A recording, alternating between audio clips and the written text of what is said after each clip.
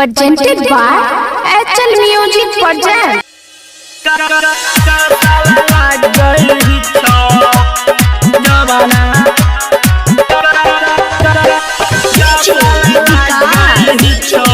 SK Music Recording Studio, Saharsa.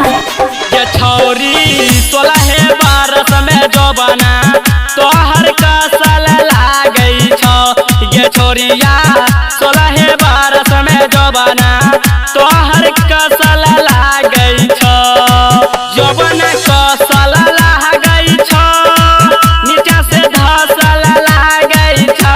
ये छोरिया छोटे उमरा भागे जो बना तोहर कसल लागई छो।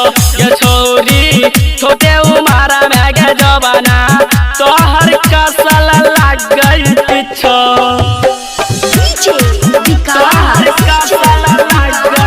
Presented by HL Music Project. छोटे उमरा भागे जो बना तोहर कसल लागई छो। ये छोरी रहे छी घर से तू बाहरा के करे छो तोहर है गे पहरा। ये छोरी के करे छो गे पहरा। ये छोरी रहे छी घर से तू बाहरा के करे छो तोहर है गे पहरा। ये छोरी के करे छो गे पहरा। ता देहिया लाग छो तोहर फूलाला जवाना झूला लागई छो। ये छोरिया 16 बरस में जवाना तोहर कसल लागई छो। तोहर कसल लागई छो। छोटे उमर में जवाना तोहर कसल लागई छो।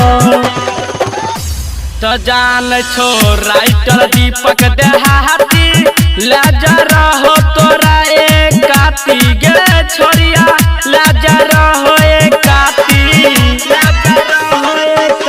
तो जान छो राइटर दीपक देहाती लाजा रहो तोरा एक काती। गे छोरिया लाजा रहो एक काती।